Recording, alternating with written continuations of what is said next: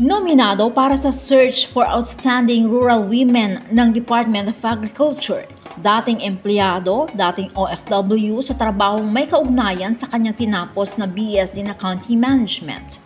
Panganay na anak ng magulang niyang magsasaka sa Maananteng, Solsona, Ilocos Norte. A lady farmer, walang iba kundi si Maricon Dawe. Siya ang nagtayo ng Dawe Integrated Farm sa tulong ng kanyang pamilya at kasosyong kaibigan na si June April Samar.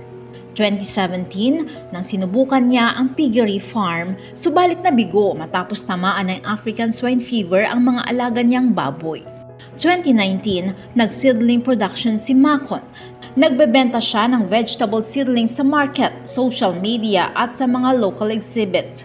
Kamakailan lumahok siya sa Kadiwa program ng Department of Agriculture. Sa ngayon, 50 to 100,000 pesos kada buwan ang kanyang benta. Naniniwala si Macon na sa agrikultura, may pera, may kita. Meron naman po talaga, malaki naman po talaga kung marunong ka lang bang i-adapt yung technology. Kadalasan po kasi sa mga farmers na napansin po namin, yung traditional farming po ba, yung okay na sila sa palay lang ang tatanim. Actually, medyo nag-ano mga kami ng parents ko nung nung magsisimula kami kasi ayaw nila kung payagan na yung lupang maliit mo, unting lupang ito. Kasi palayan ito dati. Pero ngayon po, na-convert namin sa ganitong parang integrated farm siya. Kung kukentahin yung pong palay na nakukuha na every 4 months na mag-harvest ng minsanan lang compare sa daily na pumapasok po na namin ngayon ay malayo-malayo po. Basta po yung farmer ay willing na i-adapt po yung mga technology na po pwede naman at saka willing po na yung bagang step out from the box ba. Hindi malawak ang lupaing tinatamnan niya ng gulay at prutas. Nasa 1/4 lamang ng 1.5 hectares na sakahan ng kanyang magulang, pero napapalawak niya ito sa pamamagitan ng vertical farming. Papaya, talong, kamatis, sitaw, kalamansi, seedlings at marami pang iba ang napoproduce at ibinebenta ng Dawe Integrated Farm. Tricycle na siya na rin ang nagda-drive, ang gamit niya sa pagde-deliver at pagbebenta hanggang sa syudad ng Lawag na umaabot sa 1 hanggat 1.5 oras ang biyahe.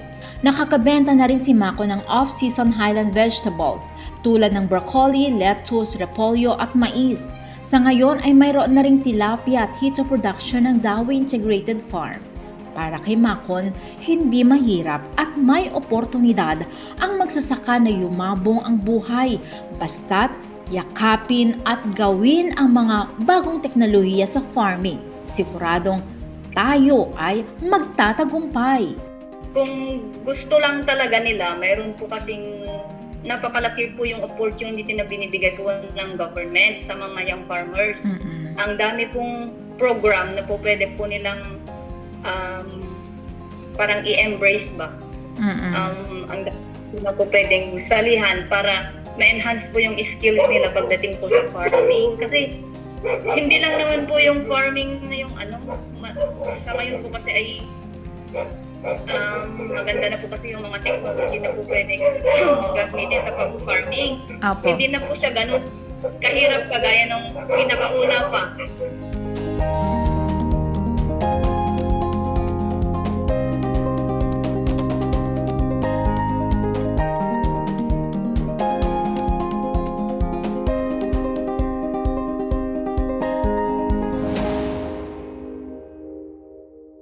Join BBM Movement now! Tumutok lagi sa mga balita at impormasyon dito sa BBM Movement FB page. Siguraduhin i-click ang follow, like, at share sa aming social media accounts. Sumali rin sa iba pang giveaways at magkaroon ng tsansang mabigyan ng brand new cellphone. At sa hinaharap, marami pa. Dahil sa BBM Movement, gusto namin busog ka!